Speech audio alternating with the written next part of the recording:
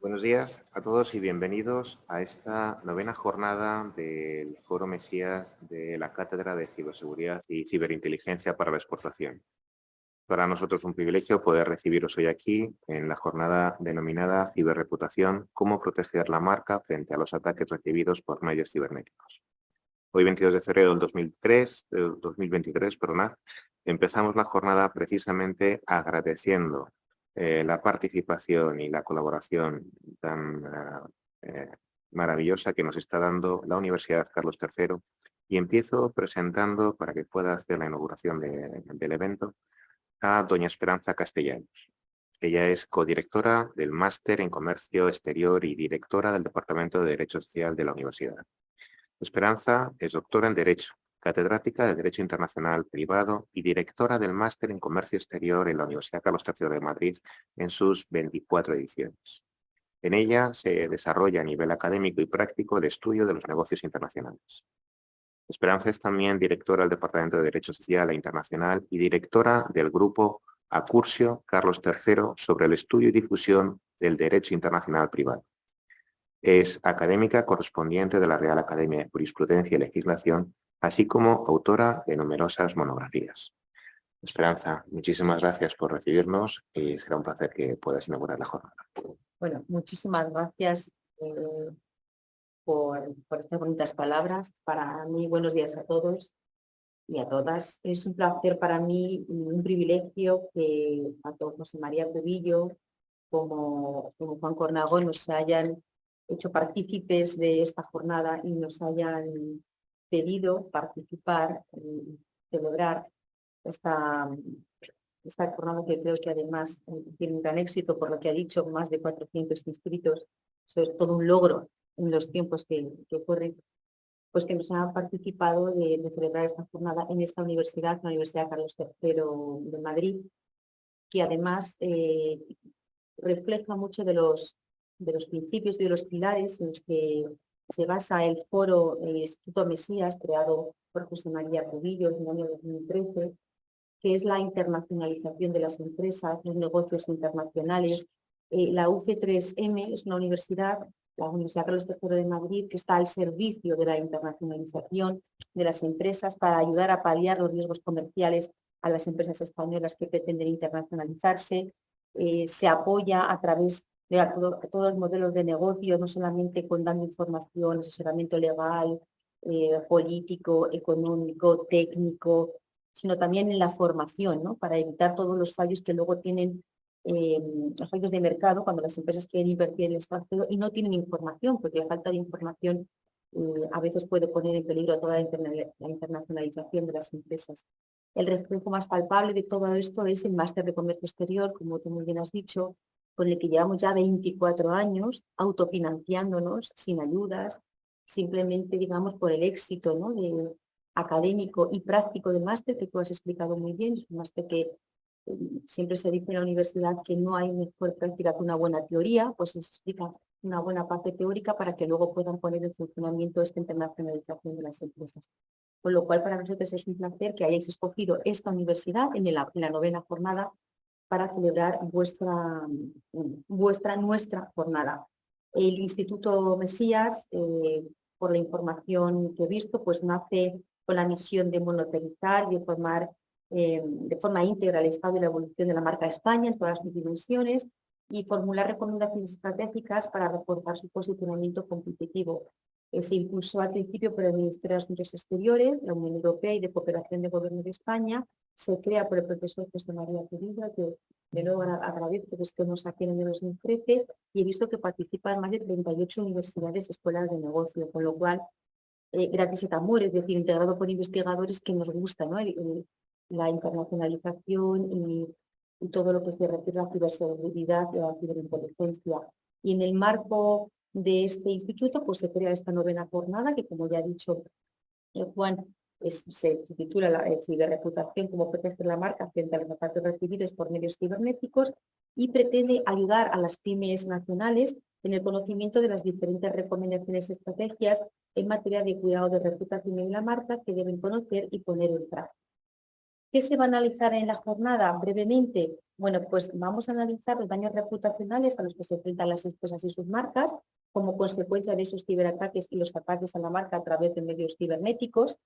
Y a lo largo de la jornada se van a analizar aspectos como los tipos de ciberataques que pueden generar impactos sobre la reputación de la marca, la forma de proteger esos impactos, cómo se monitoriza la marca en la red para identificar posibles ataques, realizar un seguimiento de los ataques recibidos y su evolución en las redes, cómo enfrentamos la gestión de la crisis de la comunicación, cómo enfrentar esa gestión desde el ámbito legal, es decir, tanto para la protección de los activos intangibles como para la petición o la exigencia de responsabilidad, cómo se investigan la comisión de los delitos, y todas estas materias van a ser expuestas por los ponentes invitados, que son grandes profesionales. Reiterando mi agradecimiento al Instituto Mesías, por supuesto a Juan y a José María por estar aquí, por haber creído en nuestra universidad para participar de esto que a mí me parece que es esta unión entre lo que es la universidad y la parte profesional, que es lo que debemos hacer, todo lo que es la transferencia a la sociedad. Pues nada, doy la bienvenida a todas las profesionales que nos acompañan presencialmente o en remoto, y espero que sea todo un éxito, que estoy segura que sí, y sin más, y siguiendo la apretada y sugerente programación que tenemos, pues le doy la palabra a José María Cubillo. Muchas gracias. Muchas gracias, Esperanza. Pues para mí también es un orgullo poder contar con José María, fiel promotor, creador e impulsor de todas estas iniciativas. Y comentaros que José María Cubillo es director del Instituto Mesías, él es doctor en Ciencias Económicas y Empresariales por la Universidad Autónoma de Madrid y en la actualidad es director general del think tank Mesías de Inteligencia de Marca España. También es director de la Cátedra Mesías de Empresas Españolas en el Exterior y del Observatorio Mesías para la Pyme Exportadora. José María, cuando quieras. Muchas gracias, Juan. Buenos días a todos. Quiero darles la bienvenida a una nueva jornada del Foro Mesías de Ciberseguridad y Ciberinteligencia para la Exportación, dedicada en este caso, como ya se ha dicho, ¿verdad?, a explorar todos aquellos aspectos relacionados con la protección de la marca. Hoy, al igual que en la jornada anterior, nos encontramos en un marco incomparable, en el marco de la Universidad Carlos III de Madrid, y me van a permitir que comience agradeciendo a la universidad y de modo muy especial al Máster de Comercio Exterior y a ti, Esperanza, por haber acogido esta jornada. Gracias. Yo debo decirles que para mí es un orgullo y un placer volver a estar aquí, porque también la considero mi casa. Esta universidad es la universidad en la que comencé mi carrera académica, fui profesor por primera vez en la universidad aquí y precisamente dando clases de gestión internacional de la empresa en uno de los programas de élite de la universidad. Por tanto, hoy vuelvo a mi casa académica también. Y me van a permitir reivindicar este hecho, el apoyo que esta universidad ha dado tradicionalmente a los estudios internacionales relacionados con el comercio exterior y con la internacionalización de la empresa, ¿no? Un marco de excelencia que hemos querido buscar para una jornada también de excelencia que, como es tradicional, siguen hoy profesionales desde lugares muy lejanos. Como decía Juan hace un momento y Esperanza, hemos superado los 400 inscritos. Lo normal es que tengamos más de 200 asistentes hoy en esta jornada. Y en este sentido quiero dar las gracias, como siempre, a quien nos sigue desde América Latina. Hoy hay gente conectada desde México, desde Ecuador, desde Argentina, desde Perú, desde República Dominicana, Honduras y tantos otros países. Así que muchas gracias a todos ustedes por el esfuerzo de acompañarnos en su madrugada, en la madrugada de América Latina. La jornada que hoy nos convoca es, como todas las organizadas por el foro, de especial interés y de especial relevancia, dado el contexto que vivimos, y por supuesto de especial actualidad. Las marcas, al igual que las personas, se ven impactadas a diario por lo que ocurre en el marco cibernético, ¿verdad?, en el mundo cibernético. Impactos que son provocados por ataques conscientes o no, directos o indirectos, y que tienen efectos sobre uno de los principales activos de la empresa, su reputación de marca. La reputación es la responsable en muchas ocasiones de gran parte de las ventas, es la responsable de atraer a muchos clientes a la empresa y es en sí mismo un satisfactor. Y un antecedente, como nosotros mismos demostramos hace 10 años en el Instituto Mesías con el modelo iTrust, es un antecedente de la confianza, y la confianza a su vez es un antecedente del compromiso y de la lealtad. Contar con una buena reputación de marca es una fuente importante de economías para la empresa. No contar con ella es una fuente de problemas. Que los enemigos de lo bueno suelen aprovechar con demasiada frecuencia. La reputación de marca se ve afectada normalmente por dos fuentes de ataques por medios cibernéticos. En primer lugar, se ve afectada por ataques cibernéticos que recibe la empresa con fines fraudulentos, ¿verdad? Robar información, suplantar identidad y, como veremos más adelante, un sinfín de ciberataques que reciben las empresas a diario. Y cuando esto ocurre, la marca pierde la confianza de sus públicos objetivos, pierden credibilidad.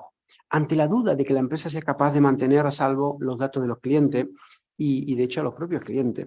Se trata, por tanto, de un efecto colateral de la actividad delictiva y con efectos que son devastadores sobre la reputación de la marca. Y en el caso de las pymes, que es lo que nos ocupa hoy, en muchos casos tiene como coste la propia supervivencia de la compañía. Y del mismo modo, pero ya de una forma consciente, la marca también y su reputación se ven afectadas por otro tipo de ataques, ataques que son ya conscientes, deliberados y que tienen como objetivo, además del medio cibernético, tienen también como objetivo cobrarse la propia reputación de la compañía y de la marca. Las marcas reciben a diario ataques en las redes sociales, en muchas ocasiones ataques deliberados, premeditados, planificados y ataques que son profesionales y que tienen como objetivo cobrarse el buen nombre y la reputación de la compañía y dañar una de las principales fuentes de ventaja competitiva de la empresa. El daño reputacional que sufre una marca al introducirse en un mercado es en la mayor parte de las ocasiones irreparable, ya que ante la ausencia de notoriedad previa, de atributos sólidos y de experiencia de cliente con la marca queda impregnada con atributos que están empañados por una sombra de duda y eso en muchas ocasiones es muy difícil de superar. Los ataques a la reputación de la marca y, por tanto, al corazón de la marca, que es la confianza que ésta genera en su público objetivo y que depositan en ella, como bien nos indica el modelo iTrust desarrollado por el Instituto Mesías, tienen consecuencias muy relevantes sobre el compromiso de los clientes y sobre la lealtad. Y, asimismo, sobre vectores que influyen en las ventas futuras de la compañía y en la rentabilidad futura, en cuestiones tan importantes como la intención de compra por parte de los clientes actuales y además en la recomendación. En todos los casos, el resultado siempre es el mismo. El resultado es una minoración de los ingresos futuros y un lucro cesante de grandes proporciones. De ahí la importancia de la jornada de hoy. De ahí la importancia de tomar conciencia, primero, de tomar conciencia de la importancia que tiene proteger y saber proteger la marca en nuestro mercado interno, pero también en nuestra salida a los mercados exteriores. En este sentido, a lo largo de la jornada, como ya se ha dicho, veremos cómo vamos a proteger la marca, cómo debemos protegerla desde el ámbito legal, cómo podemos protegerla y pedir responsabilidades. Veremos cómo monitorizarla, tanto desde el punto de vista preventivo como desde el punto de vista del seguimiento que tenemos que hacer cuando hay un evento y un incidente que ha ocurrido, ¿verdad? Cómo vamos y podemos evaluar la dimensión de lo que ha ocurrido. Veremos cómo debemos gestionar una crisis de comunicación de esta magnitud y cómo podemos tratar de reducir el impacto y de minimizar los efectos negativos de ese ataque. Aprenderemos sobre ciberresiliencia y, por último, veremos también cómo investigar el delito para pedir responsabilidades. Y todo ello lo vamos a hacer, como siempre, con una visión de 360 grados sobre el fenómeno, en este caso la reputación de la marca, con profesionales de primer nivel que nos acompañan en la jornada de hoy y que se dedican día a día, cada día, a ayudar a la empresa y a proteger a sus marcas. Y también, por supuesto, quiero agradecerle a todo ello que hayan aceptado nuestra invitación y que quieran compartir con nosotros y con quien nos acompaña desde su oficina, desde la empresa y desde casa en esta jornada, su experiencia, ¿verdad? Y ya sin más dilación, creo que tenemos que darle el paso y la palabra a quienes son los verdaderos protagonistas de esta jornada. Por mi parte, muchísimas gracias a todos ustedes y adelante, Juan. Feliz jornada. Gracias, José María. Vamos a pasar ahora, si les parece, a presentar a don Salvador Orlando. Él es vicepresidente de Andema y Salvador es licenciado en Derecho por la Universidad del País Vasco, abogado en ejercicio desde el año 82, con un despacho abierto en San Sebastián y en Madrid.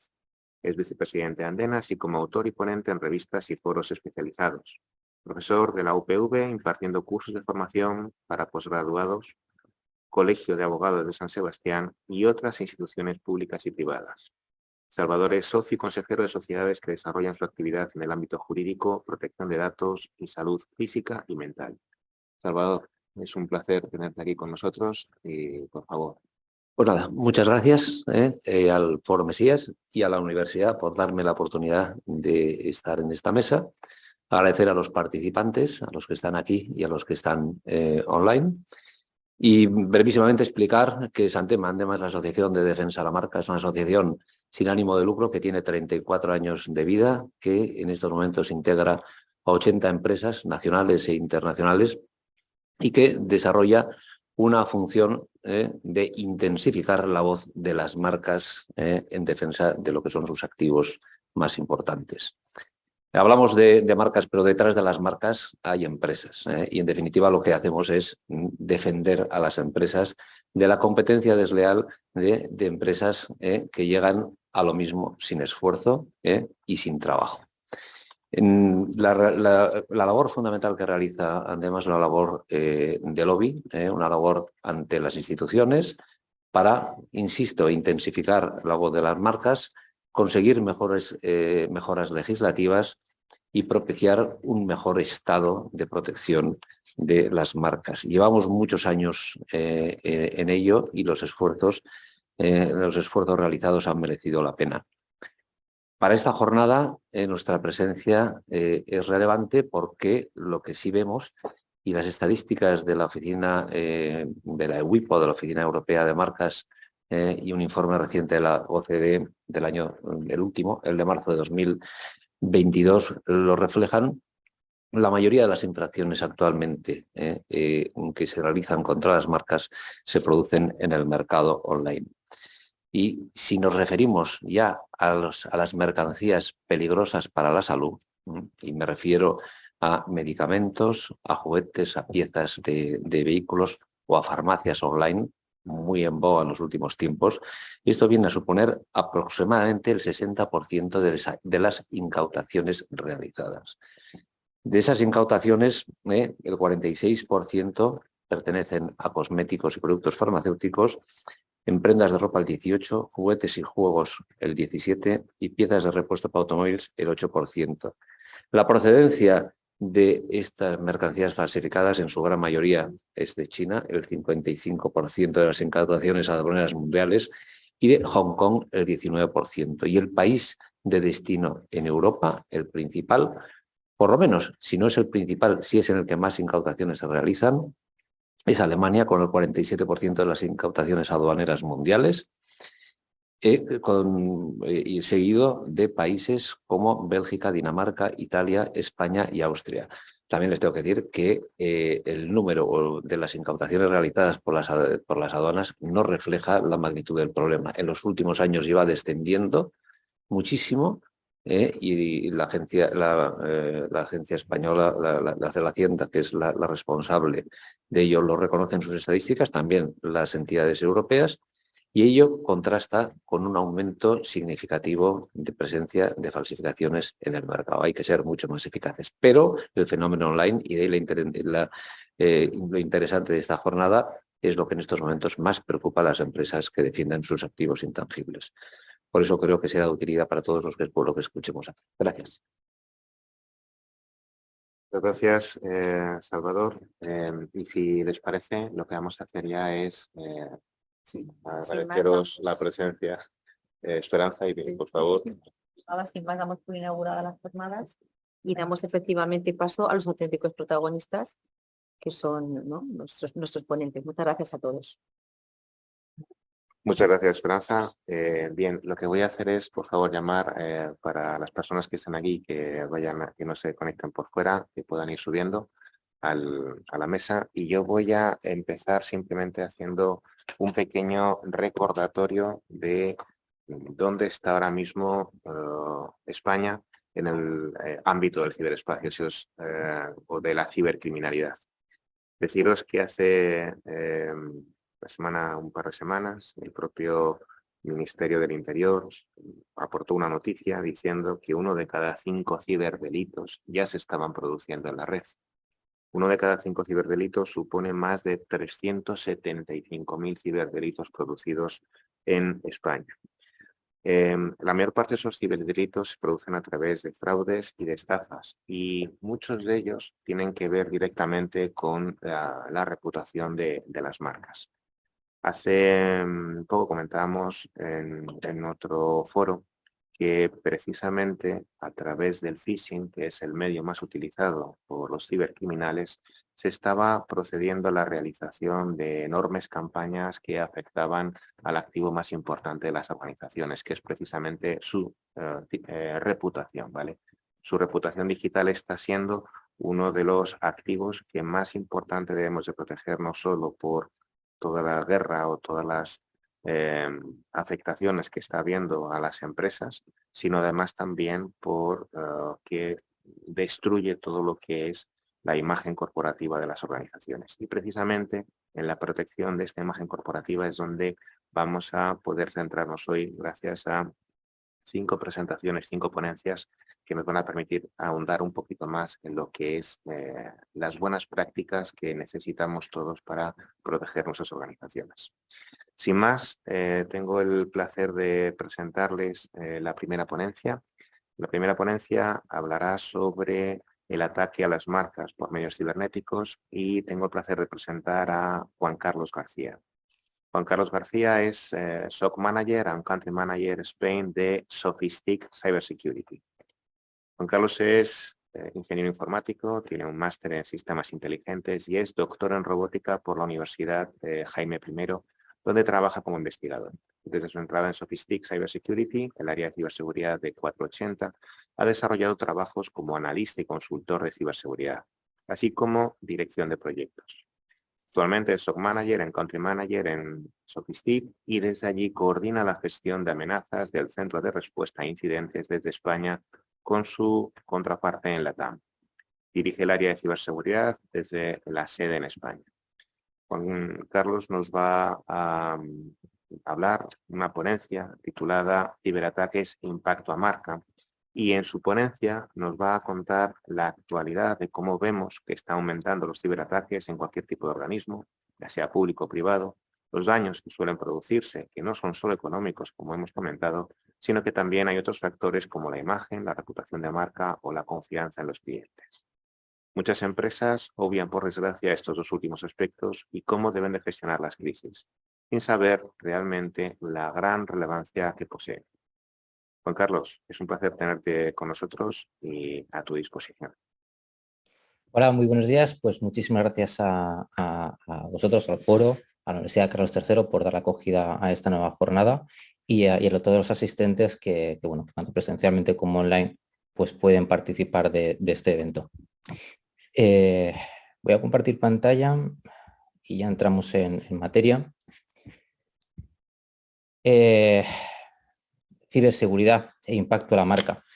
Ha hecho una introducción de José María Cubillo excepcional, ¿no? Además ha hecho, casi poniéndonos de acuerdo, hemos tocado varios aspectos que creo que son muy importantes y creo que vamos a ir desgranando a continuación a lo largo de esta presentación, ¿no? Cuando hablamos de las amenazas, existen múltiples paradigmas o estudios que dicen cuáles van a ser las principales amenazas. Nosotros en Sophistic contemplamos estas 10 como las más relevantes, van cambiando de orden, ¿no? Más o menos, pero siempre suelen estar estas aquí encima de la mesa en los incidentes que vamos viendo. Pero de todas estas, como también decía antes mi compañero Juan Francisco, no todas ellas tienen un impacto sobre la marca, que es lo que vamos a hablar hoy. Aquí en este caso nos centramos, por ejemplo, en ransomware, nos centramos en el caso del phishing, nos encontramos en las brechas de seguridad o la desinformación y los bulos. Cada una de estas tiene una serie de impactos sobre la marca y, por ende, a largo sobre tanto la economía como la reputación, como iremos viendo. Otros casos, como por ejemplo el criptominado o el malware, tiene una afectación a la empresa, pero quizás no tanto a la marca, aunque dependiendo, ¿no?, el nivel del grado de la amenaza, pues sí que puede llegar también a tener ese impacto. Cuando hablamos de los problemas que suelen encontrar las empresas, ¿no?, a la hora de gestionar un ciberataque o de gestionar la ciberseguridad que tienen dentro de su empresa, identificamos principalmente 3 componentes, ¿no? Por un lado, la alta complejidad tecnológica. Es decir, ahora mismo estamos en un momento, ¿no?, a nivel de tecnología súper bonito en el que estamos viendo cómo aparecen nuevas tecnologías, aparecen nuevos procesos. Tenemos, por ejemplo, la explosión, ¿no?, de la inteligencia artificial con el famoso ChatGPT y otros similares. Eso está muy bien, lo que pasa es que al final lo que estamos viendo también es que las empresas necesitan hacer un buen análisis de su estado, de sus necesidades, para saber cuál de todas las tecnologías son las más necesarias para poder securizar de forma correcta esas necesidades que tienen. Esto ya no es cuestión de voy a ponerme una solución de antivirus o voy a poner una solución de red concreta, sino que hay que hacer ese análisis para saber de qué estamos hablando y cómo lo vamos a gestionar. Otro de los problemas que encontramos es la fragmentación en la ciberseguridad. Hace unos años era muy común que las empresas apostaran por un mismo fabricante que les pudiera proveer tanto el hardware como el software. Es decir, empresas que se apostaban por una marca determinada porque les facilitaban, por ejemplo, el firewall, que a su vez tenía control de intrusión y además luego pues, también tenían servicio de VPN o gestión del endpoint, ¿no? Eso hemos visto que ha habido aquí un cambio también y ha provocado que al final estas empresas acaben utilizando diferentes marcas para hacer un sistema, ¿no?, o un enfoque que se llama por capas, de forma que podamos ir encajando diferentes fabricantes para poder securizar correctamente la empresa. Eso está muy bien, pero hay que tener en cuenta que ese mercado tan fragmentado hace que tengamos que unir bien esas piezas cual puzzle para evitar que pues, haya algún tipo de discrepancia o hueco, ¿no? Y el último punto es tener a los empleados como primera línea de defensa. También lo comentaba antes Juan Francisco, ¿no? El caso del phishing, que al final quien recibe esos casos de phishing, esos emails o esas llamadas, van a ser los empleados. Entonces tienen que tener una cierta concienciación y un grado de madurez en ciberseguridad como para poder discernir si eso que están recibiendo es correcto o no. El siguiente punto que nos encontramos es cuál es el coste real de un ciberataque. Enseguida, ¿no?, cuando hablamos del coste real de un ciberataque, pues hablamos del robo de dinero y los datos. Aquí esto es fácil, es decir, la empresa sufre un ciberataque porque les han suplantado la identidad y le han conseguido sacar datos y los acaban poniendo en la página web, en la deep web, en la dark web, si no se paga pues una cierta cantidad de dinero, ¿no? El típico caso de extorsión como parte del ransom que precisamente hablábamos antes. Otra parte en este caso es el dinero, es cuando vemos que hemos pagado una factura y resulta que nuestro proveedor nos dice que no la hemos pagado y al final, pues mediante un estudio vemos que alguien se ha conectado, ha hecho un man in the middle, como se suele conocer, ha interceptado las comunicaciones y ha modificado la factura para cambiar el número de cuenta. Bueno, esto digamos que son los casos en los que normalmente la gente piensa en relación al coste de un ciberataque. Pero también hay una responsabilidad empresarial y legal. Es decir, cada vez más se están dando cuenta que las juntas directivas o el consejo de administración tienen una responsabilidad en pro de la ciberseguridad, al igual que lo tiene, por ejemplo, en el lado económico. Y eso lo estamos viendo con iniciativas, por ejemplo, como las que propone la Unión Europea para centrar más y darle más énfasis a la ciberseguridad y que desde arriba ya se vaya viendo cuál es esa necesidad. Y la parte legal. En España pues estamos sujetos al Reglamento General de Protección de Datos, que a su vez viene con otras directrices también a nivel europeo, y eso hace que tengamos esa responsabilidad. Lo que muchas veces las empresas, y tanto el sector privado, ¿no?, como también el sector público, no ven, es la afectación a la reputación de la marca y liderazgo, que es lo que vamos a hablar hoy. Y esto es importante. Lo decía antes don José María. ¿Qué es lo que pasa cuando se sufre un ataque? ¿Los usuarios van a entender realmente qué es lo que ha pasado? ¿Van a seguir manteniendo esa confianza en la marca? Y eso es un poco lo que estamos hablando ahora. ¿Confiaríamos nuestro dinero a un banco que ha sufrido ese ciberataque y que ha quedado inoperativo durante unos días? ¿Nos alojaríamos en un hotel que ha filtrado los datos confidenciales y con datos, por ejemplo, de las tarjetas de crédito o nuestros usos y preferencias a la hora de gestionar el hotel o las vacaciones, por ejemplo? ¿O contrataríamos un seguro, una compañía que ha expuesto los datos y que incluso puede haber llegado a exponer todos los bienes que tenemos asegurados dentro de la empresa? ¿O invertiríamos el dinero dentro de una empresa que ha sido víctima del ciberrobo? Esto al final lo que estamos viendo aquí es una pérdida de confianza del cliente. Se genera esa sensación de inseguridad, es decir, ¿realmente tengo que confiar yo en esta empresa o da igual que sea empresa pública o privada, que realmente no son capaces de gestionar esto correctamente. Y el siguiente paso de esa pérdida de confianza es la pérdida de clientes. Hay estudios que dicen que hasta el 28% de las empresas perdieron clientes como consecuencia de un ciberataque. Al final lo que tenemos que ver esto es, en un punto de vista muchísimo más amplio, qué es lo que está pasando. Es decir, ya no solamente es que la empresa ha sufrido un robo de datos, un robo de dinero y además le ha dejado inoperativo durante cierto tiempo, con todo lo que ello conlleva. Si además con eso se pierde la confianza de los clientes y se pierden clientes, el daño es muchísimo más grande, ¿no? Y aquí tenemos que pensar también qué es lo que pasa con las empresas, cuánto tardan en recuperarse.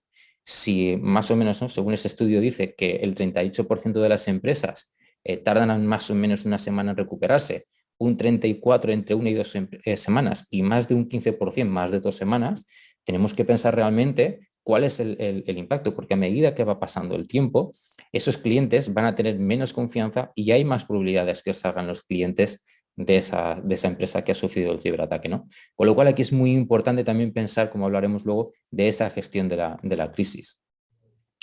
Otro de los puntos, por ejemplo, es la depreciación de las acciones. Equifax, ¿no?, sufrió una brecha de seguridad considerable y tuvo que pagar una multa de 700 millones de dólares. De esos 700, 425 fue para compensar a las personas que habían sufrido el ataque y 275 para pagar multas y otras compensaciones a los diferentes estados y organizaciones, ¿no? 700 millones de dólares. Pero es que no solamente ese impacto directo sobre las cuentas, sino que en el momento que se produce la brecha de seguridad, las acciones bajaron un 30% y le costó casi un año a Equifax poder recuperar ese valor de las acciones. Con lo cual, ya no solamente es ese coste directo del robo o el coste directo luego de tener que reponer a los afectados más las multas, sino este es el caso concreto. Y ahora pensemos otra vez en la reputación de marca. Imaginemos que no es en este caso de Equifax, pero ¿qué pasaría si Equifax estuviese en este punto pues intentando hacer una AUTE con otra empresa, o estuviese en un proceso de due diligence, o estuviese en un proceso, por ejemplo, de integración en una compañía? En el momento que hubiera pasado esto, se pueden abrir muchísimos escenarios, desde escenarios en los que directamente se puede cancelar la operación, a que el valor de negociación de la empresa puede haber sido prácticamente nulo, ¿no? Entonces, esto también es importante que se vea cómo afecta la marca y la reputación que va a tener después, porque esto va a quedar aquí. Y podemos también ver, por ejemplo, el caso de Tesco Bank, que es un banco relacionado con la cadena de supermercados Tesco, que también sufrió un ciberataque y como consecuencia pues tuvo que devolver el importe robado, que estamos hablando de 2,5 millones de libras.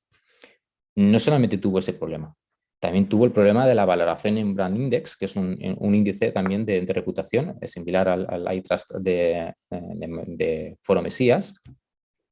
Y aquí veamos simplemente estos dos puntos. Perdieron 12,8 puntos en la percepción de valor, impresión y satisfacción. Y perdieron 13,8 puntos en el valor de reputación. Esto les hizo bajar hasta la posición número 31 en el listado de bancos de Inglaterra, ¿vale? Pensemos esto, ¿cómo afecta? Porque el siguiente punto es que vamos a estar listados para siempre.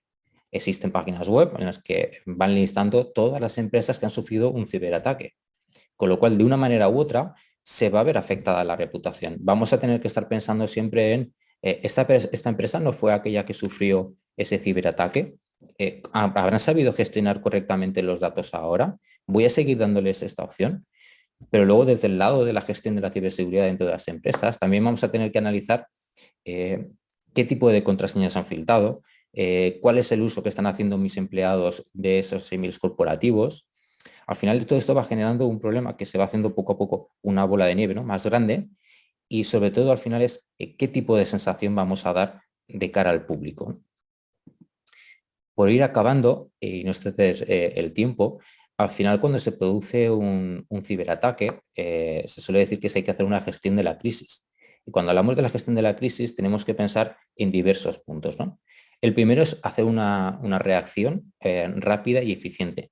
Hay que intentar contener rápidamente la brecha, intentar identificar qué es lo que ha pasado, y empezar a poner en marcha todos esos protocolos que tenemos, pues como el Disaster Recovery Plan, el plan de continuidad de negocio, que nos permita a la empresa mejorar la comunicación hacia el exterior, que permita tener esa capacidad de resiliencia y poder seguir generando negocio, aunque sea en bajos mínimos, pero no parar la producción en todo el momento. Tenemos que hacer una comunicación coherente a lo que se había estado haciendo hasta la fecha y transparente. Si nuestra empresa era una empresa en la que obviamente pues, tenía mucha comunicación online, pues habrá que hacer un estudio de si seguimos utilizando esas mismas líneas, esas mismas pautas, si vamos a seguir utilizando esas redes sociales o vamos a tener que utilizar otros canales adicionales para reforzar nuestra marca, para reforzar la comunicación con nuestros clientes y que se sientan en todo momento partícipes de qué es lo que ha estado pasando en este momento y transparentes. No tiene que haber miedo en decir hemos sufrido un ciberataque, vamos a poder recuperar los sistemas en breve, esto es lo que nos ha pasado. Tenemos que perder ese miedo. Pero aquí también hay que tener en cuenta un punto y es que una cosa es ser transparente y otra cosa es ser alarmista. Aquí también hay una línea muy delgada y esto es importante que el gabinete que gestione la comunicación pues pueda determinar, ¿no? qué tipo de información se va dando o no. Y por último, contar con un equipo multidisciplinar que ayude desde diversos puntos de vista a poder gestionar esta crisis. Y por último... Muchas gracias, Juan Carlos. La verdad es que me surgen algunas preguntas hablando sobre este tema. ¿Me escuchas? Sí. Algunas preguntas, sobre todo, teniendo en cuenta que al final en el ámbito de la seguridad hemos variado de detección y prevención a respuesta y recuperación. ¿Cuándo crees que es el mejor momento o cuándo es el momento más oportuno para, ante un ciberataque, comunicarlo rápidamente a los clientes y a los proveedores o esperar hasta saber el alcance definitivo? Desde nuestro punto de vista en Sofistic, lo que recomendamos es hacer una doble acción. Un primer paso en el que decimos, hemos sufrido este ciberataque, vamos a ir dando información poco a poco.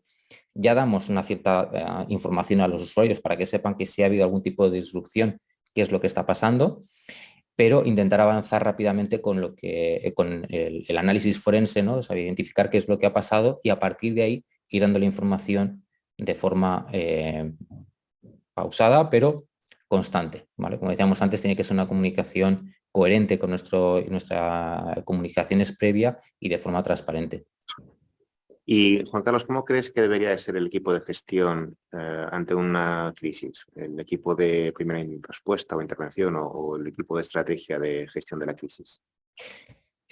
Aquí hacemos referencia a lo que decimos un equipo multidisciplinar, ¿no? Sí que es cierto que tiene que haber un equipo de respuesta a incidentes, que es el que tiene que encargarse de determinar qué es lo que ha pasado, intentar hacer la contención de la brecha o del ciberataque y a partir de ahí ir respondiendo, pero ese equipo tiene que estar compuesto de más personas. Tiene que haber una persona de marketing que identifique cuál va a ser las estrategias que se va a utilizar a nivel de marketing para poder paliar ese ataque y que la confianza de los clientes, como hemos visto antes, se mantenga. Va a tener que reforzarse también un tipo de mensaje muy concreto a nivel de comunicación. Obviamente, ¿no? El director general, el director financiero y otros cargos tienen que ser conscientes de qué es lo que está pasando. Y obviamente la parte legal para ir viendo cuáles son las acciones que se van a tener que ir cumpliendo, ¿no? Entonces, al final, se ha hablado de un equipo multidisciplinar precisamente por eso, porque abarca diferentes áreas las que tienen que ir participando en un incidente. Pues, Juan Carlos, muchas gracias por tu ilustrativa presentación y nos quedamos pendientes si hubiese alguna otra pregunta a lo largo de la jornada. Pero muchísimas gracias por vuestra atención y por vuestro tiempo. A vosotros, muchas gracias. Bueno, pues vamos a pasar ahora mismo ya a la segunda ponencia, que está dedicada a la planificación de la protección de la marca. Y para ello contamos de nuevo con don Salvador Orlando y nos va a hablar sobre una ponencia titulada Planificación y protección de los intangibles, las marcas, los diseños, las patentes, los secretos, en un ámbito global, gestión de riesgos derivados de los intangibles. En esta presentación, Salvador nos va a hablar sobre la importancia para las pymes que exportan en planificar un portfolio de intangibles y fijar una estrategia de protección de sus activos a nivel global. y sobre todo de valoración del riesgo en este ámbito. El riesgo en la marca, en los diseños, en los dominios, las patentes, los secretos, los contratos con proveedores y licencias. Salvador, a tu disposición y cuando quieras. Muy bien, buenos días de nuevo. Y voy a utilizar, para ser ágil, el formato de píldoras, porque hablar de todo esto en poco tiempo, si no, sería imposible. Yo creo que lo fundamental para las empresas que trabajan en el extranjero, que van a la comercialización de los productos, lo primero que tienen que plantearse es el proceso de comunicación de su marca. Y para eso yo creo que es importante, es un ejercicio que debieran de hacer las empresas y que normalmente no se hace, es el de ver cómo están protegidos sus competidores, por arriba y por abajo, porque eso te da un panorama importante de cuál es la situación. Analiza a los consumidores y ve y mira cómo están protegidos.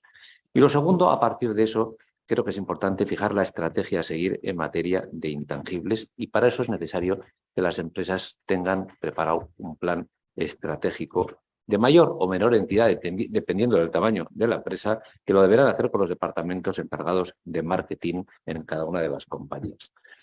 Marketing siempre quiere registrar todo porque piensa que todo es registrable y ahí tienen que estar en relación con los jurídicos porque al final la economía manda y hay que registrar lo necesario e imprescindible.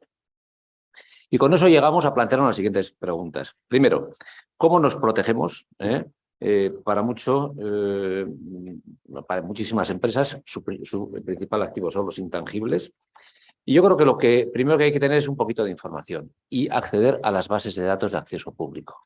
Hay dos bases de datos que funcionan muy bien. A nivel nacional, la de la Oficina Española de Patentes y Marcas, y a nivel internacional, la de la EUIPO, que te da acceso a todos los registros de marcas en el mundo, que es TMBio. Acceder a esas marcas te permite saber cómo están los competidores. Y luego vamos a planificar nuestra protección y para eso también creo que es importante saber con qué ayudas o subvenciones podemos contar.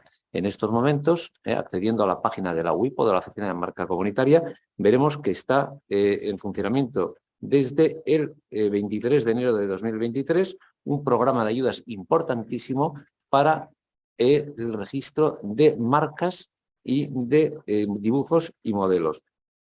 Y estas ayudas, que son limitadas, están disponibles por estricto orden de llegada. Es decir, que hay que estar espabilados para poder acceder a las mismas. Y con eso conseguimos tener una protección, porque lo relevante, y por eso hablo yo de la necesidad de tener un portafolio de marcas, es dotarnos de una protección importante, porque el ejercicio de acciones en materia de marcas, lo más importante es estar bien protegido para prevenir. Tener información de cuándo se producen las infracciones online y paralizarlas lo antes posible, y si son en el mercado tradicional, paralizarlas también lo antes posible. Todos me van a entender muy fácil si les digo que es mucho más eficaz paralizar contenedores en las aduanas que revisar mercadillos o tiendas. Las empresas no disponen del dinero suficiente para combatir las falsificaciones. Los falsificadores normalmente son reactivos y van siempre por delante nuestro y hay que ser ágiles y eficaces en el mercado virtual y en el mercado real. Y para eso hay que estar muy protegidos y conocer los mecanismos que tenemos. Hay acciones judiciales, pero muy pocas empresas las pueden ejercitar porque son carísimos y al mayor infractor, que es al chino, casi nunca se le cobra. ¿Qué es lo eficaz? Paralizar la mercancía y destruirla. Y ahí las empresas también tienen un problema, porque si paralizas la mercancía, normalmente te tienes que hacer cargo de la misma hasta que se sustancian los procedimientos judiciales y el Estado normalmente no te lo facilita. En estos momentos, en España y en otros países, tenemos ese problema planteado como gravísimo para las empresas, porque los cuerpos policiales e incluso las aduanas muchas veces condicionan las actuaciones a que les garantices que te vas a hacer cargo de la mercancía y de su destrucción. Gravísimo problema. Tenemos mercancías a la espera de juicio en almacenes durante años y años y años, pagando los gastos de depósito y haciéndonos cargo de seguros que garanticen nuestra responsabilidad como depositarios. En cuanto a cómo proteger las marcas, que es un poco el objeto de mi charla, pues en el mundo real y en el mundo virtual en estos momentos estamos hablando de lo mismo. No ha variado la protección, no hay marcas para Internet y marcas para el mundo, es lo mismo. Y 4 nociones fundamentales respecto a las marcas. porque para configurar un portafolio hay que saber un poquito de qué estamos hablando. En materia de marcas rige a todos los niveles el principio de obligación de registro. Las marcas tienen que estar registradas, y rige el principio de que el primero llega es el que consigue el registro. Solo las marcas renombradas, evidentemente una marca como Coca-Cola, que no la tiene, imaginemos, registrada en un país determinado, puede llegar después de una marca que de mala fe la ha registrado, acreditando que es una marca notoria. Además, hay otro principio que es importante, que es el de territorialidad, que ahora con la globalización es importantísima. Las marcas tienen que estar registradas en todos los países que se utilizan. ¿Y en qué países se utilizan? Pues en muchos, porque la tendencia es a registrar las marcas en los países en los que se comercializan. Hay cantidad de empresas que empiezan, pequeñas empresas que empiezan a comercializar ropa y que enseguida empiezan a utilizar el régimen de licencias. Y no tienen cuidado para saber dónde van a fabricarse esas camisetas o ese material deportivo, que a lo mejor es en China, en Corea o en India. La tienen registrada en su mercado principal, que es la Comunidad Europea, pero no donde las van a fabricar. Lo normal es que los fabricantes registren las marcas y se apoderen de las marcas con un grave peligro para el titular de la marca. Que es que si, por ejemplo, yo tengo mi marca registrada en España, la estoy fabricando en China, el chino está poniendo la marca, el producto con la marca. Si el chino registra la marca y tramita un procedimiento ante las aduanas chinas, yo no saco ese producto de China. Entonces, este es un problema con el que nos encontramos con cierta frecuencia, que es que los fabricantes, en España hay muchos fabricantes que para llegar al mercado con precios competitivos tienen que fabricar sus productos en China y no adopta las debidas garantías, que es regular todo con contrato y, por supuesto, antes de iniciar la relación, registrar la marca en China. Normalmente en caracteres normales y en caracteres chinos. Una marca, por ejemplo, como el Real Madrid, evidentemente en China tiene que estar protegida con la marca Real Madrid, pero como la pronuncian y la ven los chinos, Wanma. Y luego hay problemas añadidos porque hay países en que las marcas no se pueden registrar tal y como son, porque la legislación lo prohíbe. Por ejemplo, el escudo del Real Madrid lleva una cruz que en los países árabes o en Rusia hay que quitarla porque si no, no accedería al registro. Principio de territorialidad. Hay que tenerla en todos los países en los que la usamos la marca y también donde se produce, pero hay que tener también cuidado, porque si yo tengo registrada la marca en países en los que no logro acreditar que la uso, pues esa marca entra en causa de caducidad y me la pueden declarar caducada. Hay una tendencia a mantener las marcas. Hay empresas que van evolucionando, que tienen marcas registradas y vivas, que no las utilizan, pero que estratégicamente les interesa mantenerlas. Y tienen que establecer protocolos para, en su caso, poder acreditar que esa marca la han utilizado en los últimos 5 años. El ámbito de protección de las marcas puede ser nacional, puede ser comunitario o puede ser internacional. Pero tenemos que saber que eso es así para poder disponer cómo configuramos nuestro portafolio de marcas. Pero las marcas son como los hijos, es decir, no vale registrarlas, luego hay que alimentarlas y cuidarlas. Las marcas hay que vigilarlas y hay que vigilarlas en todos los países en los que están registradas. Esto en el mundo global origina muchos problemas. Yo vivo en San Sebastián y he conocido marcas que han vivido en el registro durante muchísimos años y que de repente, como colisionaban con marcas anteriores y marcas renombradas, solo han tenido problemas a través de Internet, porque en Internet nos conocemos todos. Y con ocasión de los registros de los nombres de dominio se ha abierto un nuevo mundo. La vigilancia es fundamental. Eso significa que tenemos que tener agentes y abogados en todo el mundo, normalmente los que nos dedicamos a registrar la marca lo hacemos, y tenemos corresponsales que vigilan los portafolios de marcas de los clientes y nos avisan de todas las infracciones para reaccionar de inmediato. Y luego está el principio de especialidad. Las marcas se registran para productos o servicios. Hay un nomenclator que regula las 43 clases de productos o servicios. ¿Eso qué significa? Que yo tengo que tener las marcas registradas para lo que las voy a usar exclusivamente, porque si lo registro para más, puede estar incluso otra vez en riesgo de caducidad y tengo que acreditar en cada momento que las marcas en el plazo de 5 años las estoy utilizando para lo que las tengo registradas. Luego hay un límite temporal, las marcas se registran por un plazo de 10 años y se pueden renovar a su vencimiento. Cuando hablamos de marcas, pues vamos a tirar un poco de la presentación y vamos a ver que hay diferentes tipos de marcas que se puede registrar. Se puede registrar, hay marcas denominativas, las vamos a ver a continuación. Una marca denominativa es Real Madrid, por ejemplo, o Adidas. Hay marcas gráficas, que es el logotipo. Recomendamos, cuando las marcas no tienen mucha potencia, registrar con un logotipo. Y luego hay marcas mixtas que incluyen las dos, la denominación y la imagen. Pero en estos momentos hay marcas de forma. Esto es una marca registrada, Duracell o esta botella. Marca de forma con elementos denominativos. Marcas de patrón, esto es de Prada. Una marca también de patrón de Louis Vuitton. Y marcas eslogan, yo me apellido Orlando, Tomate Orlando, Cuate aquí hay tomate, Media Market, yo no soy tonto, Nike, Just Do It. Es todas marcas eslogan que están registradas. Y en estos momentos nos enfrentamos a las marcas no convencionales, que tenemos el color o la combinación de colores, un tema complicado. Hay empresas que se conocen por el color. El criterio de los tribunales para registrar un color es que han adquirido distintividad por el uso.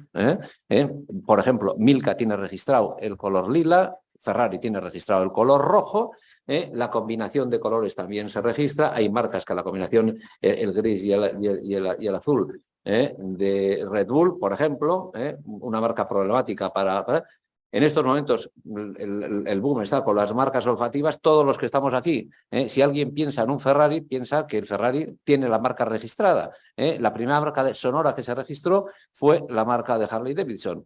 ¿Qué va a pasar con las motos eléctricas y los coches eléctricos que no suenan? ¿Qué se están registrando? Marcas sonoras que son bandas de música, porque los coches van a llevar bandas de música, porque el sonido natural no lo tienen. También están... Y luego están los diseños, que es una forma también de protección a la que hay que también, estoy terminando ya, concluyendo, los diseños.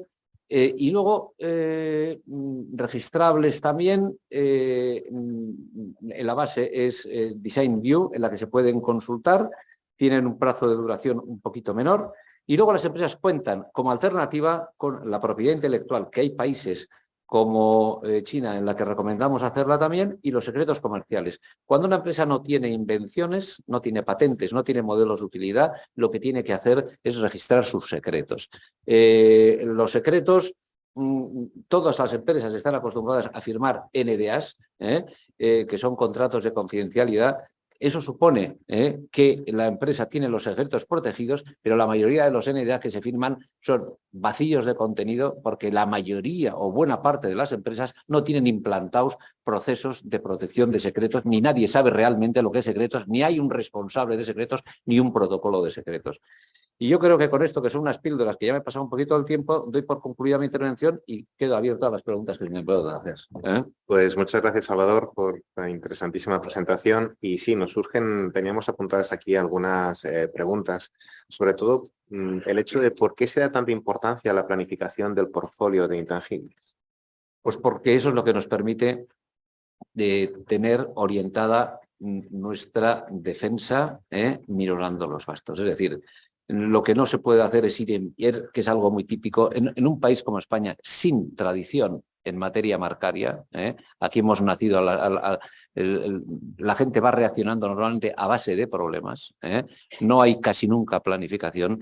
Yo creo que lo que verdaderamente economiza y hace eficaz la acción de las empresas es sentarse a reflexionar sobre cómo vamos a desarrollar nuestro plan de marcas. Por eso hablaba antes de un plan estratégico para los próximos 5 años. ¿De qué medios disponemos? ¿De qué medios nos podemos beneficiar mediante ayudas o subvenciones?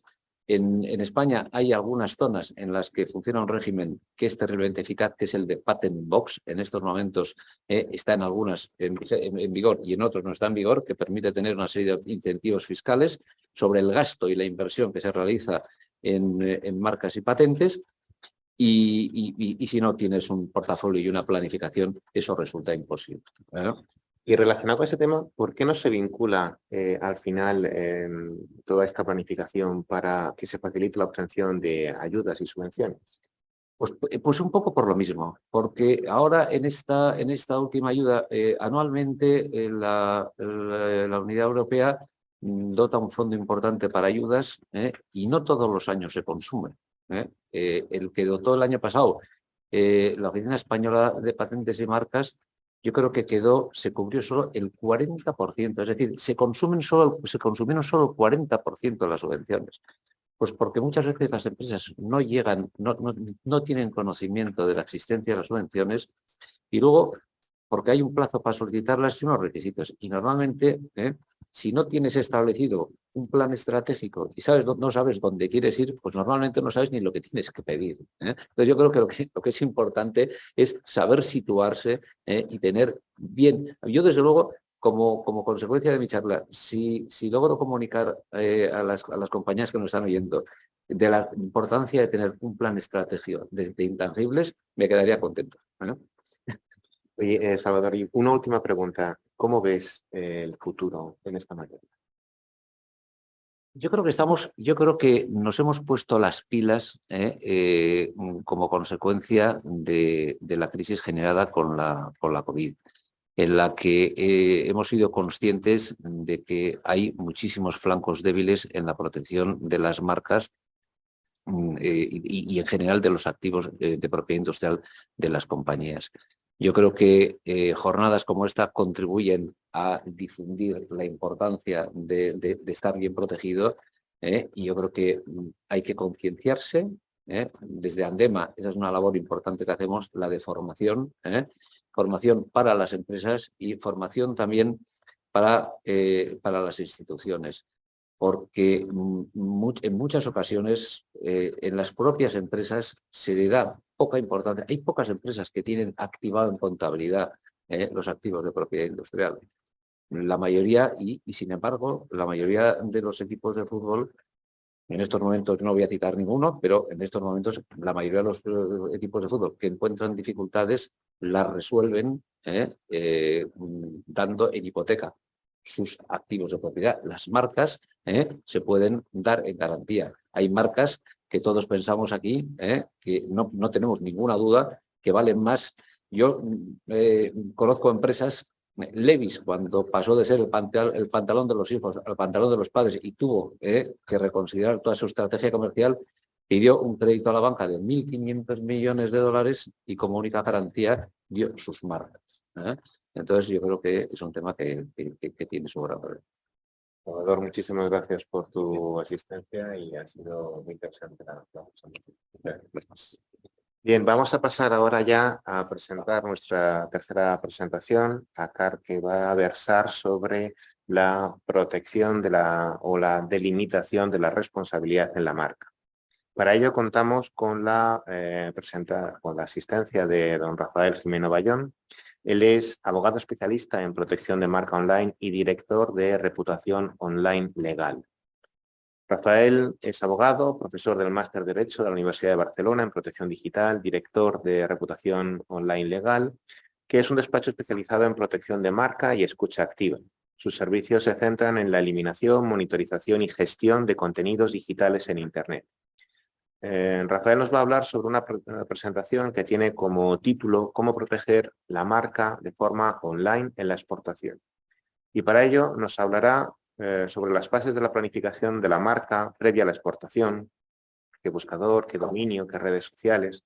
Y nos explicará la importancia de controlar la reputación digital de las marcas, la importancia de la utilización de la escucha activa, del sector para la estrategia digital, así como el control de usos de la marca en la publicidad en el sector y en los países de exportación. Y finalmente nos hablará sobre lo importante que es la delimitación de las responsabilidades. Rafael, es un placer tenerte hoy con nosotros y somos todo oídos. Muchísimas gracias, Juan. Estoy compartiendo ya la presentación, ¿verdad? Perfectamente, te vemos perfectamente. Vale, perfecto. Bueno, muchísimas gracias a la organización por permitirme explicar un poquito cómo planificar la protección de marca online. quiero agradecer también sobre todo a José María Cubillo su invitación a la participación de hoy. Veo importantísimo todo lo que ha estado explicando el señor Salvador Orlando en referencia a la protección de marca offline. Este trabajo es necesario. Este trabajo de registro de los países, en la planificación, etc. Pero ¿qué ocurre con el mundo digital? Lo que ocurre con el mundo digital es que es necesario planificar la presencia en ese mundo online. ¿Y por qué? Porque efectivamente cualquier manifestación de la marca en Internet puede sugerir o puede ocasionar un problema de ciberseguridad. Una planificación adecuada del nombre de la marca en Internet puede ayudar a reducir los riesgos de ciberseguridad. Y un incidente de ciberseguridad puede conllevar un daño reputacional. Una filtración, tal y como están explicando en la primera ponencia, una filtración de datos que supone hacer una comunicación a todos los usuarios en que se ha vulnerado su seguridad, puede conllevar efectivamente un problema reputacional y es importantísimo hacer una monitorización. Y la ciberseguridad debe ser entendida en un sentido amplio. Usurpaciones, falsificaciones son incidentes de tipo digital. Cuando nosotros hablamos de la necesidad de planificar y de protegernos de los tiburones en Internet, nosotros distinguimos entre varios perfiles de agresores en la red. Unos son los oportunistas, son los típicos phishing en los que tienen como objetivo obtener una tarjeta de crédito, los falsificadores en marketplaces, en los cuales existen mafias organizadas a lo largo y ancho de todo el mundo. Muchas veces lo que decimos nosotros es que proteger una marca respecto a la falsificación no impide que el falsificador exista. Lo que hace es que mueves el falsificador a otra marca que no tenga un objeto de protección. También los dominios especulativos. En este sentido, ha sido bastante gracioso con la publicación de la canción de Shakira, el registro, por ejemplo, de la marca del dominio twingo.com. Es decir, Renault no había previsto que el twingo.com fuera un dominio registrado de un activo de la marca. Desde el momento que sale la canción y que causa este impacto brutal, ya existían dominios especulativos que ya registraban el dominio twingo.com. Y recordemos, proceso de recuperación de nada más y nada menos que de 3 meses en la URP, con lo cual el problema que se te puede ocasionar puede ser importantísimo. También tenemos que tener en cuenta los típicos fraudes del SEO, ¿vale? Que son estos típicos fraudes de ingeniería social que tienen como objetivo la obtención de un ingreso no debido o no autorizado por parte de la organización, y también los típicos que llamamos nosotros terroristas digitales o insatisfechos, haters, que están navegando en la red con un único objetivo de realizar un daño. Hay 3 retos también, de los cuales son los nuevos retos de Internet, como son el chat GTP, metaverso y dark web, que tienen que ser tenidos en cuenta. Cuando nosotros decimos que la planificación de la marca offline tiene que ir combinada con la online, es que la marca, antes de hacer los procesos de registro, tiene que ser consciente de qué aparece en el navegador del país al cual está destinada su exportación. Es decir, si yo quiero exportar a Perú, lo que tiene lógica es que yo me conecte, por ejemplo, al buscador mayoritario en ese país, que en Perú es Google, y mire qué aparece con el nombre de esta marca que quiero registrar, porque ese es precisamente el país en el que quiero estar. Entonces, es muy importante también el hacer ese ejercicio en el buscador mayoritario en el país en el cual quiero estar destinada mi exportación. Hemos tenido un caso, por ejemplo, de que alguien que quería registrar la marca en un determinado país se dio cuenta que coincidía con el nombre de un equipo de fútbol. Por tanto, la identidad digital de esa marca en ese país estaría realmente mermada. Otro elemento importantísimo es la importancia de registrar un dominio adecuado. Pensemos que las marcas pueden consistir en diferentes clases, pero cuando registramos una única identidad digital es importantísimo, es decir, si coincide Adidas Colonia o Adidas Bambas que pueden registrar el adidas.com, las dos marcas son legítimas en las diferentes clases, pero el primero que registre el dominio.com es el que se lo va a llevar. Por tanto, vemos importantísimo hacer un estudio adecuado de los dominios. Los dominios comerciales como el .com, dominios territoriales del país al cual vamos destinado y los dominios de nueva generación también son importantísimos. También hemos de tener en cuenta los dominios cripto para todas aquellas páginas web que quieran comercializar con criptomoneda, porque los registros cripto impiden que vayan por los procedimientos de UDRP y de recuperación de dominio. Por tanto, son importantísimos.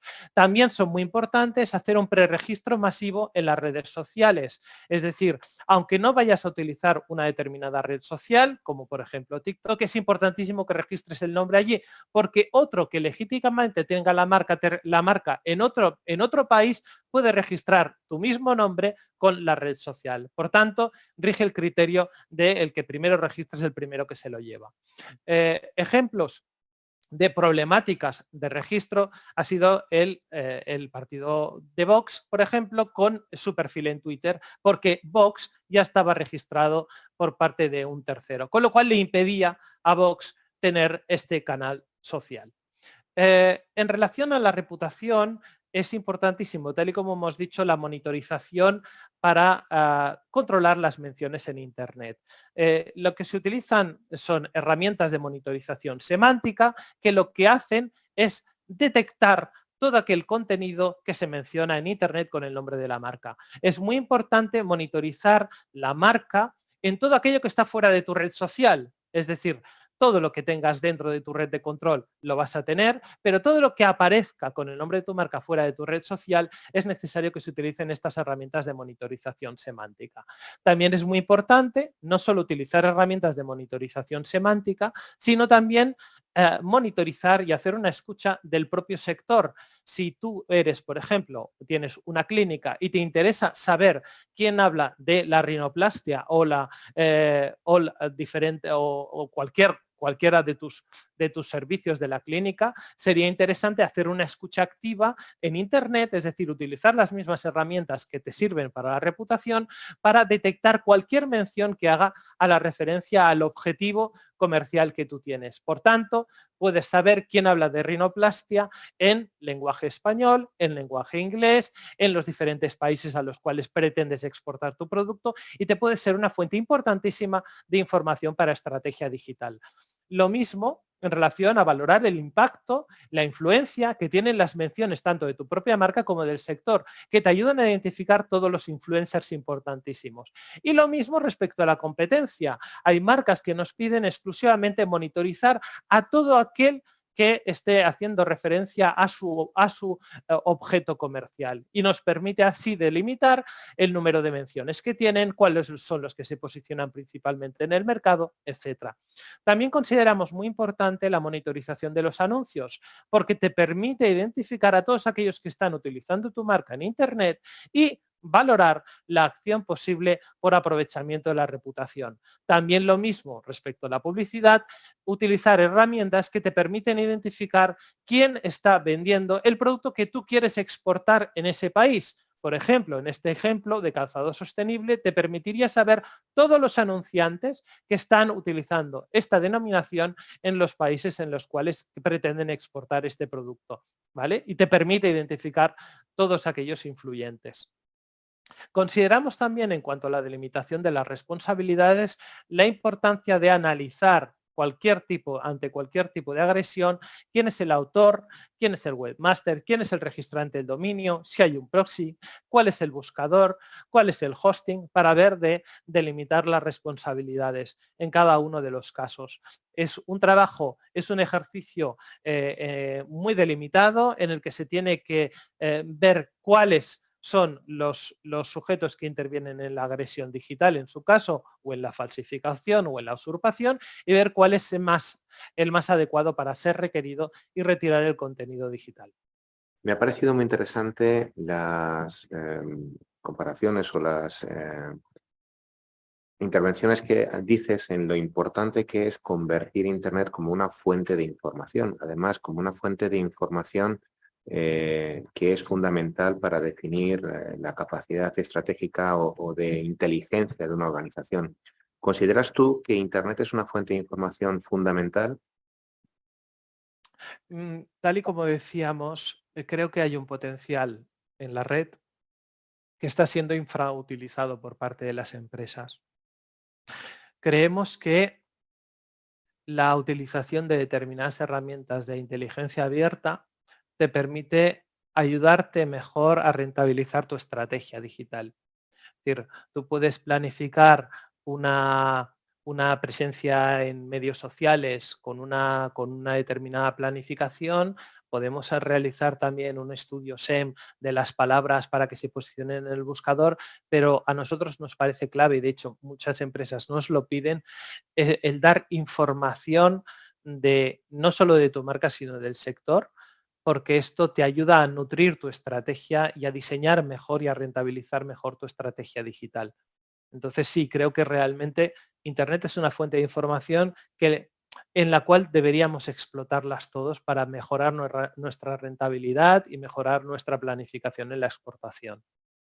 Fíjate además que has comentado un aspecto muy importante, que es mejorar la eficiencia de la propia organización para potenciar al máximo su impacto.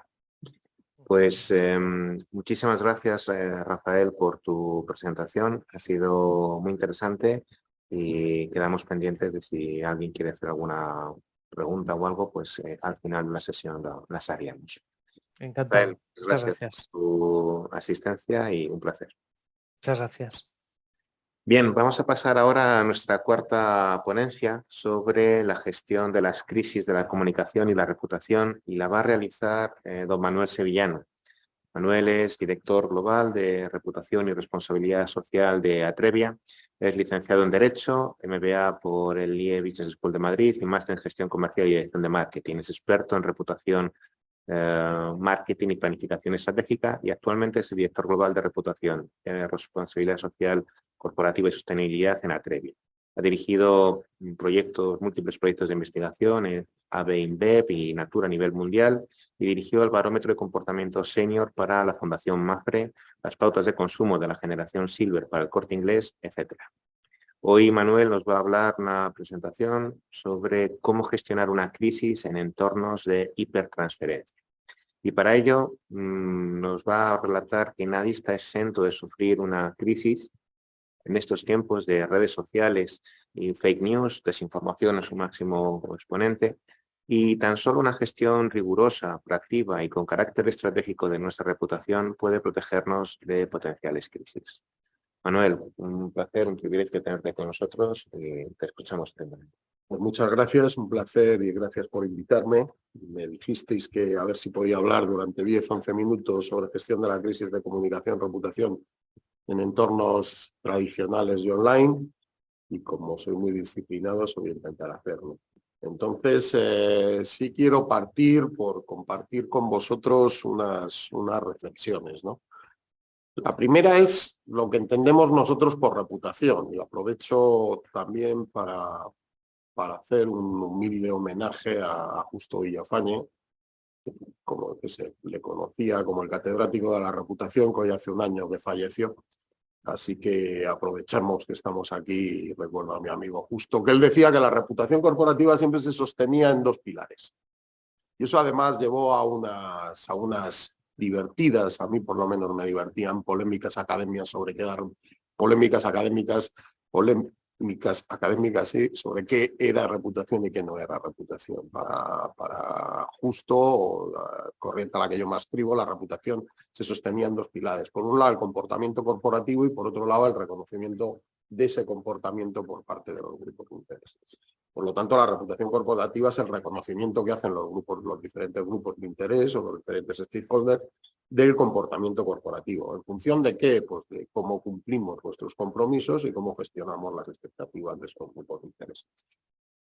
Basado en esto, podemos afirmar algo que ya has apuntado, que las crisis de reputación ocurren. No hay ninguna empresa que por tener una buena reputación esté exento de sufrir una. Las crisis son como los infartos. Nadie te garantiza que no puedas sufrir un infarto. Ahora, los que llevan o procuramos llevar una dieta sana y hacer ejercicio moderado, pues reducimos el riesgo de tener un infarto. No estamos exentos de tener un infarto, pero si nos bebiéramos una botella de whisky al día y nos fumáramos 2 cajetillas, tampoco nada nos garantiza que nos va a dar un infarto, pero estaríamos aumentando el riesgo. Eso es la reputación del gimnasio, que nos permite disminuir el riesgo de que nos dé un infarto o de sufrir una crisis. Por eso ponemos ahí, lo que sucede es que las organizaciones con mejor reputación, las que han gestionado la reputación, pues cuando tienen una crisis pierden menos valor de mercado que las empresas que no tienen una buena reputación. Las empresas que están bien gestionadas desde el punto de vista reputacional se preocupan por su reputación y tienen una estrategia, ya hablaba antes Salvador, tienen una estrategia preventiva precisamente para salvaguardar, para proteger esa reputación. Con estas 2 reflexiones, lo que entendemos por reputación y el segundo concepto de que nadie está exento de sufrir una reputación, pues os propongo unas conclusiones. No toda crisis reputacional se soluciona solo con comunicación. Y hombre, yo que vengo de una consultora de comunicación, pues parece que estoy diciendo algo que está contra mía, pero no solo se soluciona con comunicación. La comunicación es muy importante, tampoco se solucionan sin comunicación. Pero cualquier crisis reputacional no se soluciona solo con comunicación. Hay que hacer más cosas. ¿Qué cosas hay que hacer? Pues, como decíamos antes, las empresas que suelen tener una buena reputación suelen ser compañías proactivas. Y una compañía proactiva, la proactividad es clave para afrontar una crisis de cualquier naturaleza. ¿Esto qué supone? Pues tomar la iniciativa lo antes posible. También lo han dicho algunos compañeros míos. La ventaja y el inconveniente de ser ya el cuarto o el quinto interviniente es que la desventaja es que muchas de las cosas que he dicho ya están dichas. La ventaja es que muchas de las cosas que digo parece que tienen sentido, porque las han repetido otros compañeros míos. Entonces, bueno, pues es la ventaja y el inconveniente. Es decir, hay que tomar la iniciativa lo antes posible. ¿Para qué? Pues para tratar de influir en la agenda informativa que cualquier crisis pues, va a producir. No esperar a que terceros nos hagan la agenda comunicativa y perder esa iniciativa, ¿no? Entonces, esta es una de las conclusiones que quería compartir con nosotros. Ser proactivo en la gestión de la reputación lleva a hacer una gestión preventiva de las crisis y hay que procurar tomar la iniciativa cuando una crisis explota. Seguimos con las reflexiones, ¿no? También lo habéis dicho, no hay 2 tipos de reputación, no hay una reputación online y offline. La reputación es una y se manifiesta a través de las diferentes plataformas o a través de los diferentes foros donde nos relacionamos con los diferentes grupos de interés. No hay una reputación online ni hay una reputación offline. Ahora, el desarrollo de Internet o el desarrollo del mundo online sí que ha supuesto algunas cosas. La primera es, no hay que confundir llegada con impacto. La llegada es como la sangre, que llama mucho la atención, pero no necesariamente porque sangres mucho tienes una dolencia muy grave. Otra cosa es el impacto. Hay crisis que tienen mucha llegada, en el sentido de que llegan o se entera todo el mundo, pero tienen poco impacto en la reputación de la compañía y tienen poco impacto en su cuenta de resultados y en su balance. Y hay otras, en cambio, que tienen menos llegada, no se entera mucha gente, pero tienen mucho más impacto, porque sí que afectan a la cuenta de resultados y el balance. Por lo tanto, esto hay que dimensionarlo bien cuando surge una crisis y hay que distinguir por lo que es llegada con impacto para no sobreactuar. Nosotros tenemos un modelo que es la triple escala de tolerancia al riesgo que desarrollamos en su momento y que seguimos aplicando. Cuando surge una crisis, lo primero que medimos es el índice de satisfacción. Es si esa crisis o ese riesgo cómo afecta si afecta negativamente, si está afectando a las expectativas de los stakeholders. Por ejemplo, si una empresa anuncia un ERE, no puede pretender que en redes sociales hable bien de ella. ¿Eso es una crisis reputacional? Pues no sé si es una crisis reputacional. En cualquier caso hay que tratarlo, pero está afectando a las expectativas de tus grupos de interés. Ahora, la banca anuncia un año de despidos. El año pasado anunció más de 15.000 salidas. Pasa al segundo nivel de riesgo, que es que empiezas a decir en tu entorno que quizá te estés planteando cambiar de banco? ¿Alguno de nosotros nos hemos cambiado de banco por los ERE que ha habido en la banca? ¿Alguno de nosotros ha cambiado de compañía de luz después de algunas crisis que algunos han llamado reputacionales y que yo creo que no son reputacionales, son crisis de imagen? Pero la diferencia entre reputación e imagen nos llevaría a hacer otro foro de estos o a dedicarle otro rato. Y el tercer nivel es cuando ya ese riesgo empieza a afectar a la cuenta de resultados.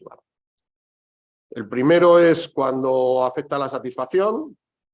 Tu satisfacción con esa compañía ante un comportamiento de la compañía empieza a empeorar. Lo segundo es cuando empiezas a compartir con tu entorno posibles comportamientos de yo me voy a dar de baja. Si todos los que dicen que se van a dar de baja de algo realmente se dieran, esto sería otra cosa. Y el tercero es cuando realmente ese comportamiento que hemos anunciado lo llevamos a cabo, y eso sí afecta. Por lo tanto, en una crisis nosotros creemos que hay que hacer tres cosas, que tampoco digo nada nuevo, ya lo han dicho mis compañeros. Primero, identificar el alcance. Después, valorar. Y por último, gestionar.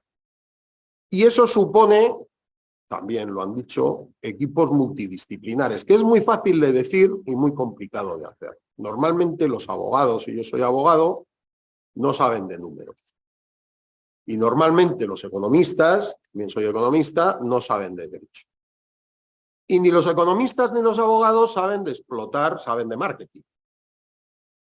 Ni los de marketing, por supuesto, saben de derecho ni de economía. Y ese es el reto que tienen las compañías ante una crisis o ante una gestión de una crisis reputacional. Hay que conseguir aunar tres voluntades, tres mundos que cada uno vive en su burbuja. Un intangible se protege, como muy bien nos ha dicho Salvador, se valora porque afecta al activo y se gestiona y se explota. Y eso supone, pues, tres disciplinas que no siempre conviven demasiado bien. ¿Por qué? Porque además de tres disciplinas que cada uno viene de su mundo, normalmente los que hacen las cosas en las compañías y los que cuentan las cosas no son los mismos ni están demasiado relacionados. Los que hacen las cosas y los que cuentan las cosas pues están a lo mejor incluso en otra sede, en otro país, en otras oficinas y no tienen demasiadas relaciones entre ellos. ¿Qué está pasando con Internet? Que esta triple escala de todo se acelera y esa triple escala está más interconectada. No tenemos demasiado tiempo para poder evaluar en qué escala de riesgo estamos, en la 1, en la 2 o en la 3. Todo se acelera con esto de Internet. Y eso nos puede llevar a problemas de sobreactuación o de microactuación. Y ese es para mí el principal reto que plantea el desarrollo online, que no hay una reputación online y offline. Sí que es cierto que el desarrollo de la red lo que ha hecho es confundir los tres niveles de tolerancia al riesgo y acelerar mucho más las cosas. ¿Qué problemas tienen las crisis de ciberseguridad? Iba a ponerla ahora, pero se me ha olvidado darle. ¿Cómo voy? Un par de minutos me quedan, vale. Pues cumpliremos entonces con lo previsto. ¿Qué problemas tienen las crisis de ciberseguridad? Pues primero, hay un tema legislativo que exige que tienes que comunicar a muchos organismos que tienes un incidente. Una compañía que sirve, por ejemplo, tiene un ataque, en determinados sectores tiene que obligar a un organismo que ha sufrido un ataque.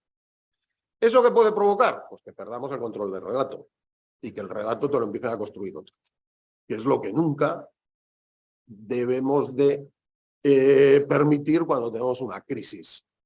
Lo importante es que cuando tú comunicas a estos organismos, pactemos la comunicación. Cuidado con los que se lanzan a decir cosas con buena intención probablemente, pero la gente con buena intención es peligrosa en los temas de las crisis. Cuidado con cómo comunicamos con los del Banco de España, cómo comunicamos a los del INCIBE, y no está de más a veces darles unas indicaciones de lo que queremos que se diga, que no es contradictorio, que no es ocultar el problema, es simplemente explicar el problema. No se puede pensar solo en los medios de comunicación, que es otra cosa muy de los áreas de crisis que están en las compañías. Pensar que con la prensa, ya decía antes que una crisis no se soluciona solo con comunicación, no se soluciona solo hablando con los medios de comunicación. Ahora los grupos de interés se encuentran en otros muchísimos foros, por lo tanto la gestión tiene que ser multi-stakeholder y multiplataforma. Y una comunicación pues, evidentemente ya lo habéis dicho, clara, transparente y también coherente a nivel interno. Algunos de vosotros habéis dicho que los propios empleados de una compañía son los primeros embajadores de la compañía. Para terminar, acabo con un ejemplo de una crisis que hemos gestionado hace relativamente poco. Bueno, pues unos ciberdelincuentes se metieron en el servidor donde se alojaban los PDFs con el correo postal y ahí había pues información sensible al riesgo, con el riesgo de perjuicio a las familias, como información sobre tarjetas, sobre gastos y tal. ¿Qué hicimos? Pues cuando nos enteramos unas horas antes de que iba a salir y cuando saltara la noticia ya teníamos una nota de prensa preparada para poder reaccionar a eso. Hicimos un gabinete de crisis en el que dimos unas píldoras, más que formar, dimos unas píldoras de comportamiento, fue una entidad financiera, a todo el personal, para que cuando se formaran las colas en las oficinas pidiendo explicaciones, todo el mundo dijera lo mismo. Elaboramos un manual con las preguntas y respuestas que les iban a hacer para que respondiera todo el mundo lo mismo. Se habló con los medios de comunicación de la zona para explicarles por nuestra versión de los hechos y ofrecerles con absoluta transparencia y ponernos a su disposición para todo lo que necesitaban y hacer un relato y plantearlo de manera positiva. Oye, la entidad que en su caso sufrió este ciberataque neutraliza un ataque cibernético. No sufre un ataque cibernético, sino que neutraliza un ataque cibernético. Bueno, ese pequeño matiz, pues parece que es una simple palabra, pero es una palabra que condiciona todo el relato y condiciona toda la narrativa. Y esto es lo que quería contaros en 10 minutos que he tardado, así que muchas gracias y un placer si tenéis alguna pregunta, alguna cuestión. Pues, cómo no, porque además has mencionado dos cosas que nos han llamado mucho la atención. La primera es, has comentado los conceptos de llegada e impacto, pero ¿cómo las podemos diferenciar? Breve. Pues la llegada es, bueno, iba a decir una voltare, pero la llegada es cuando cabrea al CEO, el impacto es cuando de verdad se impacta, cuando de verdad afecta la cuenta de resultados de la compañía o al balance a medio plazo. A corto plazo, la cuenta de resultados de la compañía a medio plazo, los activos intangibles son unos activos. Otra cosa es que, como ya han apuntado también, estén mal contabilizados a menudo, pero son unos activos que deben de figurar en el activo de la compañía. La llegada es cuando se crea un estado de opinión en contra de tu compañía. Justo al que he citado al principio distinguía. Los bancos tienen muy mala imagen, pero no tienen mala reputación. Porque de hecho, cuando tomamos decisiones vitales en nuestra vida, acudimos. Y eso no lo haces con una entidad que tenga mala reputación, ahora tienen muy mal. La llegada es cuando todo el mundo, entre comillas, habría que definir que el mundo y que es todo, pero bueno, todo el mundo está hablando mal de tu compañía. Eso es mucha llegada. Impacto es cuando no hablas, independientemente de que hables bien o mal, vas y cancelas la cuenta o vas y das de baja a un determinado proveedor. Eso es impacto. Y luego, lo has comentado ya 2 veces, me has dicho que nos daría para otra ponencia que nos reservamos en derecho de avisarte, pero queríamos que nos dieras un titular entre la diferencia entre lo que es la imagen y la reputación. Lo has comentado varias veces. ¿Qué diferencia concretamente cada una de esas? A ver, Internet, por ejemplo, es una carrera de velocidad, mientras que la reputación es un maratón. La reputación es estructural. Yo creo que la frase que dijo Warren Buffett de tú puedes perder la reputación en un minuto, Warren Buffett sabe de inversiones, pero no de reputación. Es mentira que tú puedas perder tu reputación en un minuto. La reputación es algo estructural, es algo estratégico, es algo que se gestiona día a día. Yo cuando tenía que explicar, me he tirado 20 años dando clases y un día llegaba tarde, nadie pensaba que me había ido de copas y me había quedado dormido. ¿Por qué? Pues porque tenía una trayectoria que me protegía. Sin más, si sistemáticamente empezaba a llegar tarde, pues esa trayectoria, lógicamente, cada vez tenía menos caudal reputacional. Pero la reputación es algo estructural. La imagen es algo coyuntural, que sí puede ser fruto de una campaña de comunicación. Tú con una campaña de comunicación puedes cambiar la percepción de un estado de ánimo. Lo hablaba antes con José María antes de empezar. A ver, una comunidad puede tener la sensación de que un banco es insolvente, pero el ratio de insolvencia es un ratio científico, es un número que se calcula en base a 2 parámetros. Y entonces tu ratio de solvencia dice si es una entidad financiera es solvente o es insolvente. Y eso es un ratio, es poco discutible. Otra cosa es que si toda la comunidad piensa que un banco es insolvente, al final acaba siendo insolvente. Y no digo que no haya que gestionarlo, pero un estado de ánimo de que una entidad es insolvente es imagen. Una entidad próxima a la insolvencia es reputación, porque es fruto de la gestión.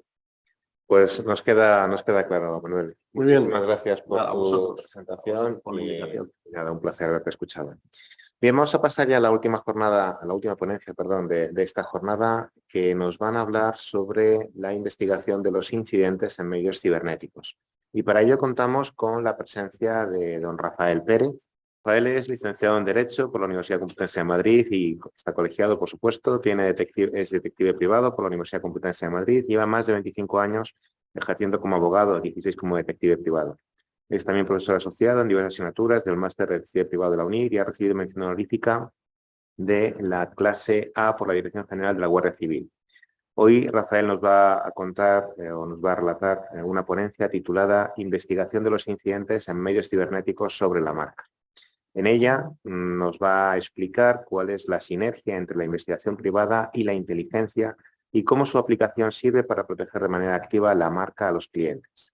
Por ello definirá lo que es la figura del detective privado, sus funciones principales y explicará cuál es el procedimiento empleado por su organización para la investigación en materia de propiedad intelectual para proteger la marca de sus clientes, tanto en el plano online como en el plano offline.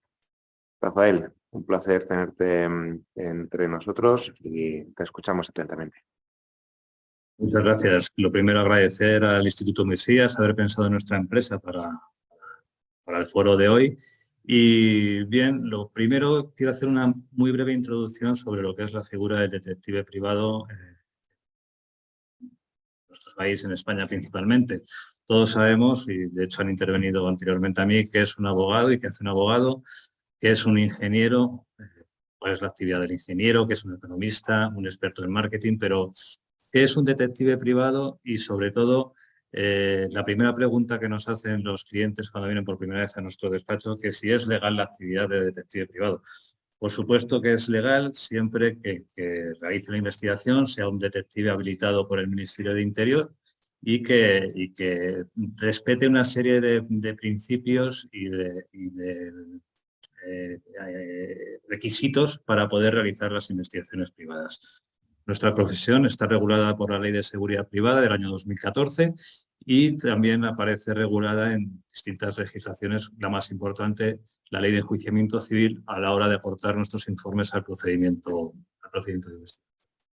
Un requisito fundamental de nuestros clientes que acrediten su interés legítimo en realizar la investigación. En este caso, cualquier empresa que pueda haber afectada sus derechos de marca en el ámbito online o offline, pues tiene legitimidad, acredita su interés legítimo en realizar las investigaciones. Importante siempre a la hora de realizar nuestras investigaciones respetar los derechos de los investigados, principalmente el derecho a la intimidad, derecho al secreto de las comunicaciones, el derecho a la protección de datos personales. Tenemos que partir de esa base.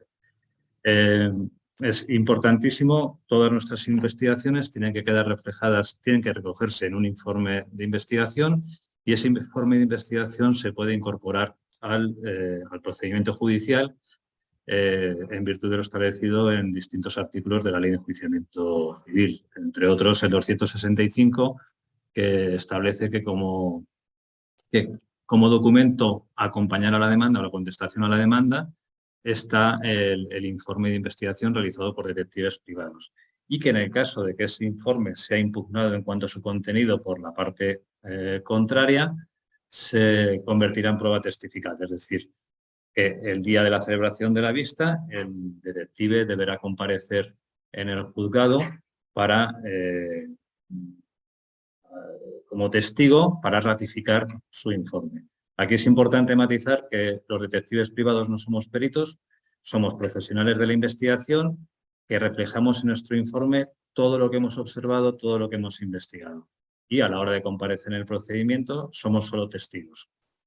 Podríamos ser testigos peritos y además, por ejemplo, de detectives, el detective que firma el informe fuese perito informático y pudiese aportar además conocimientos técnicos que pudiesen vincular el resultado de su investigación con determinada persona por los conocimientos informáticos que tiene como perito. Pero digamos que ese no es el supuesto habitual. Somos simples testigos y que investigamos como detectives privados. Bien, nuestra principal actividad es satisfacer las necesidades legítimas de información de nuestros clientes y nuestra investigación se desenvuelve dentro de distintos ámbitos, ¿no? Está el ámbito económico, ámbito laboral, ámbito mercantil, ámbito personal, ámbito financiero. Y dentro del ámbito mercantil es donde se desarrolla toda nuestra investigación en cuanto a la protección de la marca. Importantísimo, nosotros en cuanto detectamos que una actividad puede ser constitutiva de delito, debemos recopilar toda la información que tenemos y comunicarla a las fuerzas y cuerpos de seguridad. Es una obligación que marca la ley y, bueno, como todo ciudadano, cuando es conocedor de la realización de un delito, debe comunicarlo a Policía Nacional, Guardia Civil, Mossos d'Esquadra, en función de dónde estamos realizando la investigación y aportar toda la información. Dentro del ámbito de la investigación e inteligencia para proteger la marca, nuestro método abarca varias fases. Este método lo estamos empleando con bastante efectividad, en concreto para una marca de tabacos en España, y el ámbito de investigación es principalmente nuestro país, ¿no? Entonces, todo empieza por una vigilancia digital. Utilizamos una plataforma antipiratería de un proveedor nuestro que nos da acceso a múltiples redes sociales, app stores, mercados online, páginas web y tiendas online indexadas. Y esa es la fuente por la que nos surtimos para detectar canales de venta que ofertan productos falsificados, detectar portales web ilegales que oferten todo tipo de productos y, sobre todo, la identificación de los vendedores. De todas esta información que vamos obteniendo, podemos obtener certificados digitales para validar el contenido de la información que estamos viendo, de esos datos, y podemos, a su vez, crear un sistema de alertas tempranas para notificar y comunicar al cliente con carácter inmediato aquellas detecciones de especial riesgo, ¿no? La segunda fase es la que denominamos el Virtual Grooming, es en la que ya establecemos un contacto directo con las personas implicadas en estas actividades de venta ilícita de productos falsificados. Tenemos distintos avatares, distintas identidades digitales ficticias con mucho contenido, no está creada de un día para otro, que se ven que es de usuarios habituales. Entonces, una vez que sabemos que se vende determinado producto, realizamos la adquisición, nos envían el producto a la dirección que les habilitamos y ahí procesamos y analizamos toda la información facilitada. En muchos casos, el que nos envía el producto pues aporta muchos datos. Nos hemos encontrado con casos en los que nos da su dirección real, nos da su número de cuenta en el cual hacer el ingreso y es una cuenta que le pertenece a él, quizá un poco desconocedores a un ámbito más pequeño del delito que pueden estar cometiendo, ¿no? Analizamos toda esa información, obtenemos ese producto, y el cliente ya se lo facilitamos al cliente para que determine si ese producto que ya tenemos en la mano, en nuestro poder, es una falsificación, una imitación, son copias, es producto legal pero que se está vendiendo por otros canales. Entonces, bueno, con toda esa información ya podemos, si por nuestro cliente nos confirman que es un producto falsificado, podemos continuar la investigación para obtener más información, tratar de identificar a esa persona, poder hacerle ya un seguimiento sobre el terreno con detectives privados, confirmar que la dirección que nos ha facilitado es una dirección correcta, conocer qué volumen de venta puede tener en qué posible almacén puede estar, digamos, acumulando la mercancía, si forma parte de una red organizada además en la que intervienen más personas, quiénes son sus proveedores, qué otras salidas puede dar al producto. Ahí ya es un trabajo más sobre el terreno. Los objetivos, pues conocer el origen, es lo que estaba comentando, el origen de los productos comercializados, los canales de distribución, el volumen de ventas, los puntos de venta, almacenes, entre otros, el modus operandi, ámbito de actuación, posibles implicados. Como siempre, todo en principio está circunscrito al territorio nacional. No obstante, contamos con colaboradores en otros territorios donde se puede estar produciendo esas mismas infracciones y que puedan actuar sobre el terreno y tratar de conseguir estos objetivos. Colaboramos con fuerzas y cuerpos de seguridad y vigilancia aduanera en todas las comunidades autónomas donde puede haber o podemos detectar estas situaciones.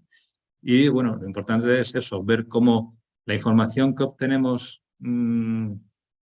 online a través de nuestros proveedores, el análisis que se hace dentro del despacho con analistas de inteligencia que nos pueden aportar toda esa información, tenemos luego que verificarla sobre el terreno y guiar toda la información y aportar toda la información posible a nuestros clientes.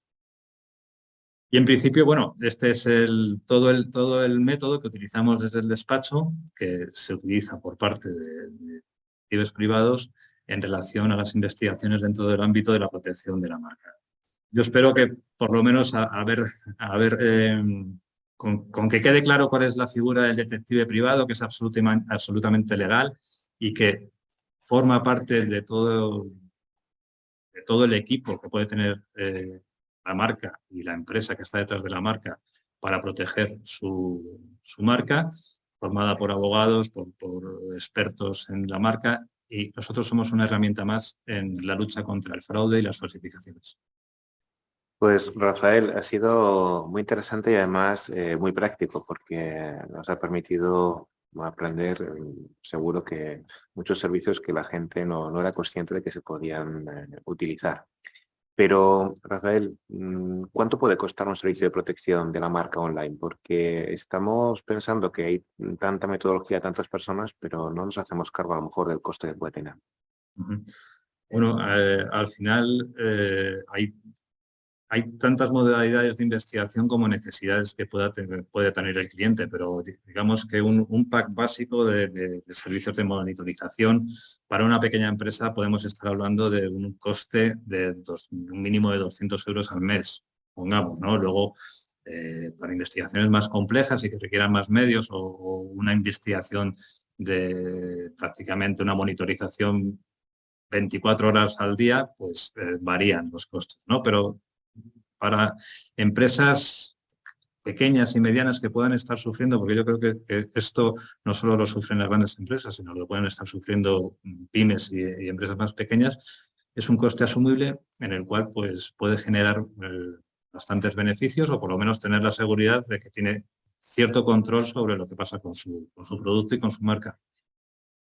Perfecto, pues muchísimas gracias. Gracias por presentarnos vuestra empresa, el método, y nos ha encantado escucharos. Muchas gracias a vosotros. Hasta luego, muchas gracias. Bien, vamos a pasar ahora a hacer la clausura y para ello le ruego a Félix García Giralda que por favor pueda acceder. Félix, ¿qué tal? Buenos días, ¿cómo estás? Félix es presidente de ICEX Alumni y es asesor en internacionalización empresarial especializado en el sector de la salud y las ciencias de la vida. Tiene un MBA en gestión internacional de la empresa ICEX y un máster en administración sanitaria por la Escuela Nacional de Sanidad del Instituto Carlos III. Desde octubre de 2021 es presidente de ICEX Alumni, la asociación que representa más de 8.000 especialistas en comercio internacional desde 1975. Félix, un placer tenerte con nosotros para que puedas realizar el cierre, la clausura de esta jornada. Buenos días a todos. En primer lugar, quiero agradecer al Instituto Mesías la invitación para clausurar esta 9ª jornada del Foro Mesías de Ciberseguridad y Ciberinteligencia para la Exportación. También a la Universidad Carlos III de Madrid por acoger esta iniciativa y a todos los patrocinadores por dar apoyo a la misma. Y por supuesto también a todos los que han intervenido en las diferentes ponencias y a todos los asistentes. A mí hoy me han invitado en calidad de presidente de ICEX Alumni y para quien no nos conozca diré solamente que ICEX Alumni somos una asociación que representa a los más de 8.000 profesionales que desde hace más de 45 años se han formado en ICEX como especialistas en internacionalización empresarial. Durante la jornada habéis tenido el privilegio de escuchar a reconocidos expertos en ciberseguridad, ciberinteligencia, comercio internacional, estrategia de marca y comunicación. Yo intentaré acercarme a estos temas desde la perspectiva del sector al que me dedico, que es el de la internacionalización empresarial. Cuando una empresa se lanza a la aventura de exportar o importar algo, y muy especialmente cuando una empresa se plantea invertir en el extranjero, el tipo de acciones que pondrá en marcha para conseguir sus objetivos, así como los múltiples factores del entorno en el que busca operar, determinarán el grado de éxito de la operación. Operar en un nuevo mercado en búsqueda de sus oportunidades significa también exponerse a nuevos riesgos, incertidumbres y obstáculos. Algunos de ellos tienen que ver con el marco legal, las políticas que puedan afectar a nuestro sector, la operación en otra divisa, la situación económica del país, las cadenas logísticas, la cultura del consumidor. Pero otros, y de ellos es de los que se ha estado hablando hoy, tienen que ver con cuestiones que también pueden poner en situación de vulnerabilidad a las empresas. Estas vulnerabilidades pueden ser explotadas para dificultar sus operaciones, privilegiar la posición de mercado de sus competidores e incluso para realizar chantajes. Hablamos de información sobre la propia empresa, la cartera de clientes, la información sobre los márgenes, campañas de marketing en preparación, los procesos productivos y logísticos, las acciones comerciales, la información financiera de la empresa, etc. Pero también hablamos de información de terceros, información personal de los clientes e incluso información de los proveedores. Las amenazas a las que se enfrentan las empresas siempre han estado presentes, pero cobraron especial intensidad a partir de la primera revolución industrial. Incluso algunos años antes es conocido el caso de un joven inglés, John Lomb, perteneciente a una familia de comerciantes de textil. Este joven viajó a Piamonte, en el noroeste de Italia, para investigar el funcionamiento de un novedoso sistema para la producción mecanizada de los hilos de seda. Estamos hablando del año 1717. Y ya en aquella época divulgar tales secretos era ilegal, por lo que el joven se colaba en los talleres después de oscurecer y dibujaba diagramas de las máquinas de hilar a la luz de las velas. A su regreso a Inglaterra, construyó junto a su hermano un modelo de fábrica que posteriormente sería replicado en todo el mundo. El joven inglés murió poco después. Se dice que los italianos se vengaron enviándole un asesino. En nuestros días, las amenazas externas sobre las empresas no solo siguen estando presentes, sino que su sofisticación ha evolucionado.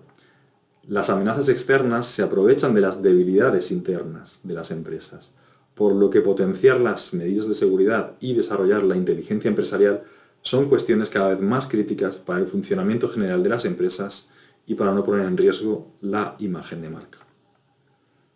En un mundo cada vez más digital, conectarse a la red ofrece a las empresas magníficas oportunidades para la generación de nuevos ingresos y para la reducción de costes de operación, pero también abre las puertas a un mundo sin fronteras, en el que existen amenazas que, aunque puedan estar situadas geográficamente a miles de kilómetros de distancia, se encuentran a un solo clic de nuestra información.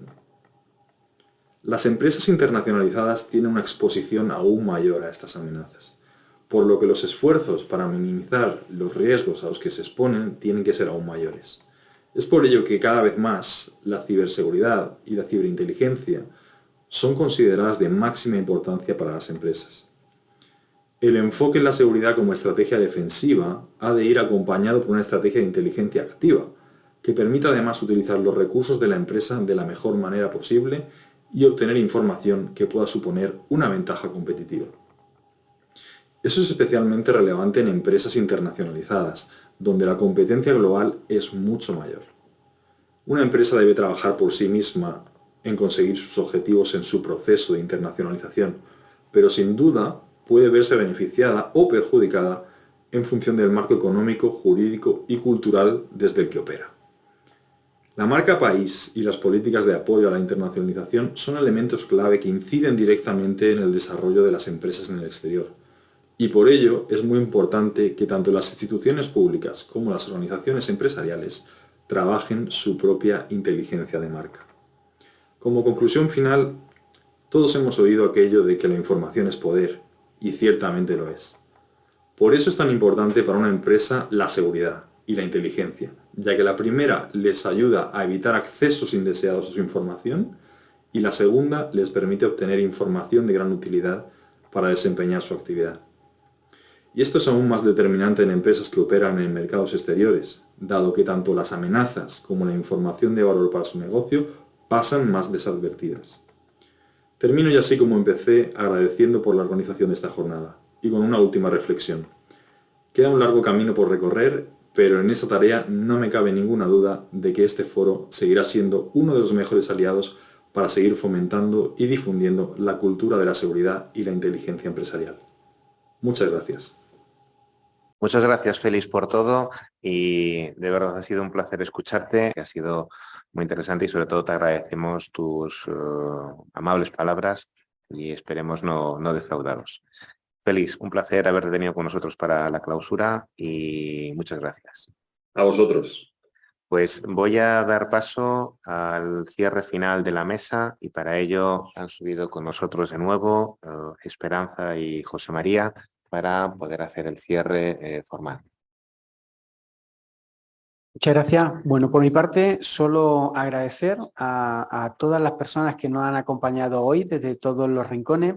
Hemos tenido una meseta, como siempre suele ser habitual, de gente muy fiel y muy comprometida con el foro. Quiero dar las gracias, por supuesto, a todos los profesionales que han compartido hoy su experiencia y su conocimiento y, como siempre, espero que haya surgido el efecto que pretendemos, sembrar una semilla para que los profesionales de la exportación, ¿verdad?, tomen conciencia y a partir de aquí abran el camino de la protección de su marca. Y por supuesto, muchísimas gracias, Esperanza, muchísimas gracias a la Universidad Carlos III, a esta que considero también mi casa, por habernos acogido. Muchas gracias. Yo simplemente ya para terminar, daros la máxima enhorabuena por las ponencias, por la organización. Yo llevo 30 años en la universidad, soy de la primera promoción de la Universidad Carlos III de Madrid y casi 25 años dedicándome al comercio exterior y a los negocios internacionales y de verdad que ha estado muy bien organizado y los temas han sido muy interesantes, muy prácticos y con buena teoría, con lo cual yo me voy encantada. Ojalá que decidáis hacer más jornadas en la Universidad Carlos III de Madrid y ojalá el máster de comercio exterior os siga pudiendo ayudar. Me quedo con todos los ponentes a los que seguramente les escribiré para que también participen en el máster de comercio exterior, porque creo que ha sido muy interesante y efectivamente ojalá ayudemos a las pymes a internacionalizarse y que todo sea un futuro mejor. Muchas gracias y nada, daros la máxima enhorabuena por el trabajo bien hecho. Muchas gracias, Esperanza. Gracias a la universidad, Esperanza, Salvador, Juan Carlos, Rafael, Manuel, Rafael y Félix. Y gracias, por supuesto, a todos los asistentes aquí in situ y en online al evento, que esperemos que haya sido una jornada interesante, que hayamos profundizado un poco más en todas aquellas herramientas y soluciones que las pymes pueden tener disponibles para su protección. Y, por supuesto, os emplazamos a la siguiente jornada del Foro Mesías de la Cátedra de Ciberseguridad y Ciberinteligencia del Foro. Muchas gracias y hasta la próxima.